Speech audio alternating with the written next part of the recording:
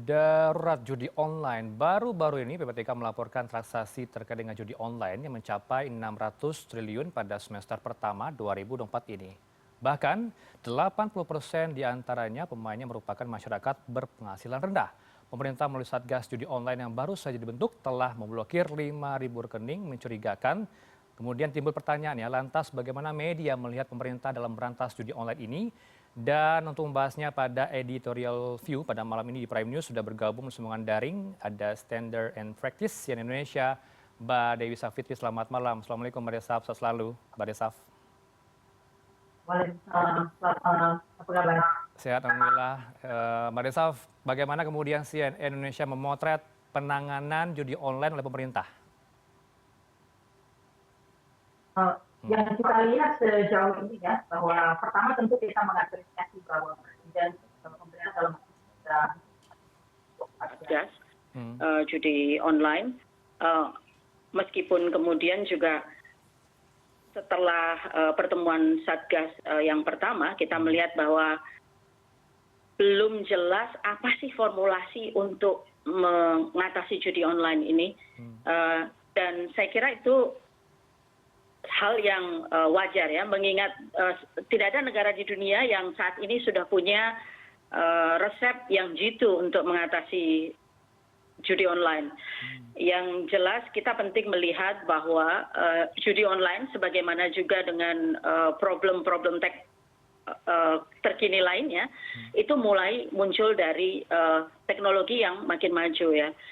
Teknologi digital yang makin maju punya berbagai dampak, dan salah satunya yang kelihatannya sampai saat ini kita belum menemukan jawaban bagaimana mengatasinya adalah judi online. Teknologi yang lain yang mirip dengan judi online adalah teknologi peer-to-peer lending ya, yang sekarang melahirkan industri fintech yang cukup besar dan punya kontribusi yang cukup signifikan untuk perekonomian kita. Nah, jadi kalau sekarang kita belum berhasil menemukan ada upaya untuk mengatasi ini, ya memang perlu dicari terus-menerus gitu ya, dan salah satu upaya mengatasi itu dengan membentuk Satgas ini kita apresiasi. Di luar itu upaya untuk menghentikan setidak-tidaknya dalam ini dengan cara-cara yang sudah diketahui perlu kita dorong ya, menutup website misalnya meskipun sudah ditutup muncul lagi dan seterusnya. Yang kita dengar dari para penegak hukum bahwa ini persoalannya menyangkut kedaulatan negara Indonesia dengan negara lain ya. Operasinya ada server yang disimpan di Myanmar, di Vietnam, di Filipina, di mana bahkan di negara-negara tersebut judi itu tidak dianggap sebagai kegiatan ilegal gitu ya.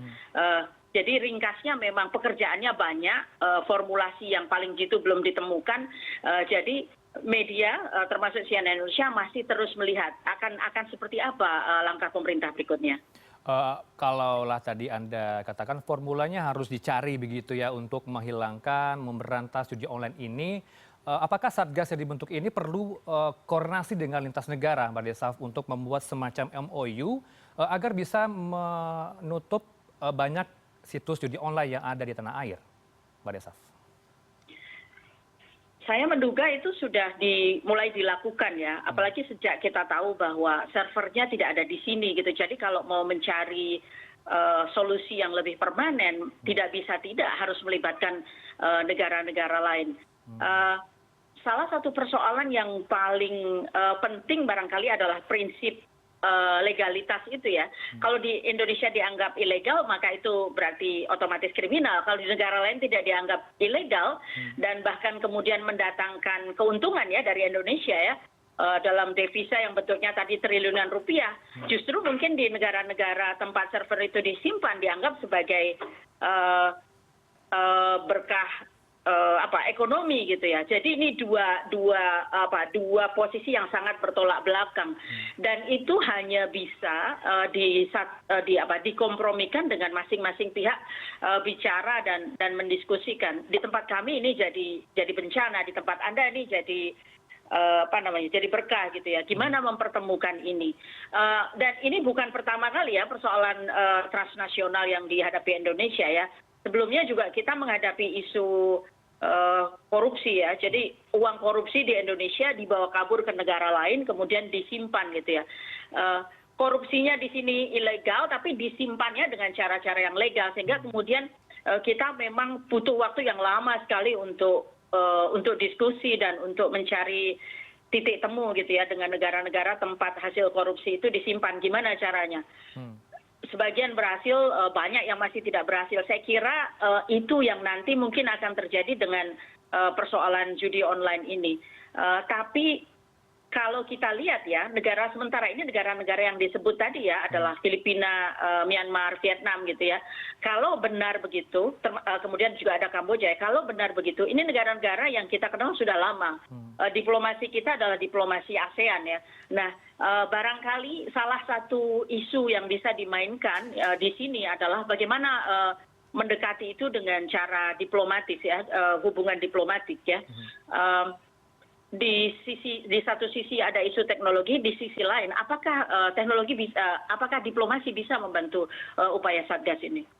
Kalau kita ingat ya, temuan dari PPATK semester 1 2024 ini cukup bombastis untuk transaksi mencapai 600 T, Mardesaf, dan 80% diantaranya merupakan mereka yang berpenghasilan rendah. Apakah perlu literasi edukasi kepada mereka?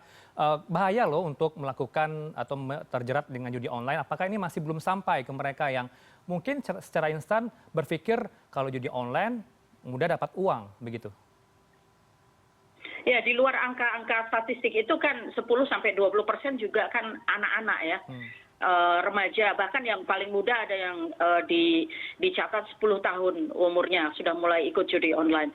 Berbagai penelitian menunjukkan bahwa online gambling ya itu membentuk kebiasaan yang kemudian berujung pada addiction, kecanduan, dan studi menunjukkan bahwa yang paling rentan kecanduan adalah remaja ya, anak-anak sampai remaja.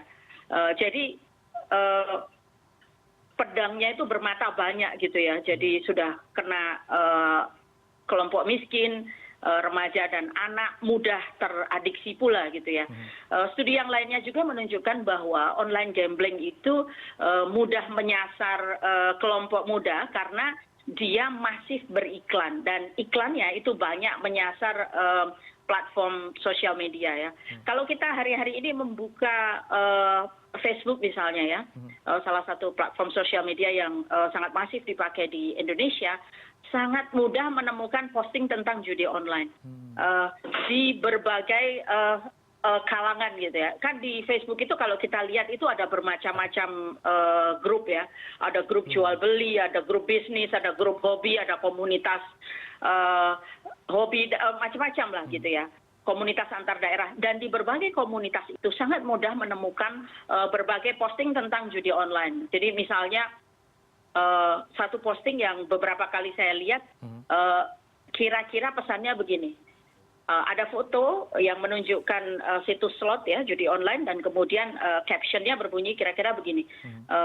Saya kasihan nih sama kamu, kalah melulu, kalau mau menang atau kalau mau gacor gitu ya istilahnya, hubungi lewat direct message atau kirim pesan langsung saja kira-kira gitu, atau hubungi nomor WA berikut gitu. Nah, yang kayak gini kalau dibiarkan terus-menerus terbuka menunjukkan bahwa reach-nya memang luar biasa besar gitu. Baik. Jadi tadi berkaitan dengan apa yang dilakukan oleh pemerintah lewat Satgas tadi, kalau memang belum berhasil menemukan formulasi yang jitu, mungkin bisa dimulai dari titik-titik ini juga gitu ya. Ini harus ditutup. Jangan sampai nampak bahwa praktek judi online itu dinormalisasi dengan dibiarkan seperti ini. Baik, juga perlu ada peran orang tua di situ ya, karena Anda katakan tadi sebagian besar anak-anak yang bermain untuk judi online. Pertanyaan terakhir Mbak Desaf, kalau Anda seberapa optimis pemerintah bisa memberantas judi online ini? Dan berapa lama waktunya? Tadi pertanyaan sebelumnya ada isu tentang apakah penting literasi. Saya kira itu pertanyaan yang sangat mudah dijawab ya. Persoalannya penting sekali. Semua isu teknologi kaitannya dengan literasi, karena seperti biasa ketika ada kemajuan teknologi, kemampuan untuk literasi dan kemampuan untuk membersamai dengan aturan-aturan yang tepat itu pasti ketinggalan jauh gitu, termasuk pinjol, termasuk judol, dan sekarang situasi yang kita hadapi sekarang ini. Jadi kalau ditanya bagaimana peran orang tua, masalahnya adalah orang tua mungkin tidak tahu bagaimana mengatasi persoalan ini dengan anak-anak mereka, sama dengan penyalahgunaan media sosial kan, juga dengan pinjol kan, atau bahkan orang tuanya juga turut terlibat dalam persoalan judi online gitu ya. Jadi persoalannya ada banyak. Sementara ini yang muncul ditawarkan sebagai solusi adalah satu yang termasuk kontroversial adalah ya kalau ini karena nggak dianggap ilegal, maka semua kegiatannya dilangsungkan di bawah tanah gitu ya. Bagaimana kalau ini dilegalkan saja? Kalau kita ingat dulu ya, Gubernur DKI Ali Sadikin mengatakan punya ide yang dianggap kontroversial pada zamannya ya.